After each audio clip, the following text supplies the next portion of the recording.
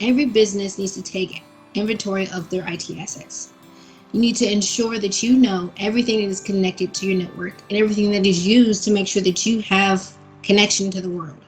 This includes knowing who owns these devices, whether it's you, the company, whether it's leased by you, the company, or whether it's owned by your employees and they are just using it to connect to the network.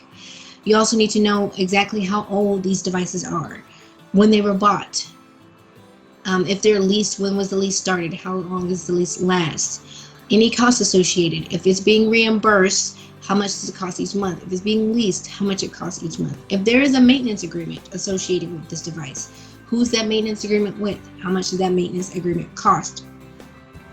Also, you need to know if there are any circuits associated, because if you have internet, you need to know anything associated with the internet. If there are Wi-Fi devices, you need to know what routers and switches are used for that Wi-Fi and that internet. Where are those wireless access points? The modem numbers, the serial numbers. You need as much detail as possible, and all of these devices need to be put in buckets. Whether it's buckets as in computers, all your computers in one thing, all smartphones in one bucket, all laptop monitors and accessories, cables are in one bucket.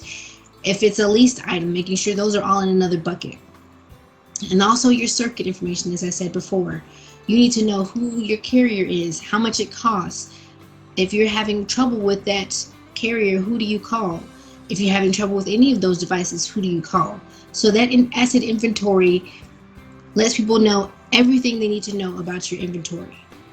Everything you need to know, whether the serial number, the MAC address, if it gets lost for insurance purposes, for legal purposes, for compliance issues. So that asset inventory is very critical.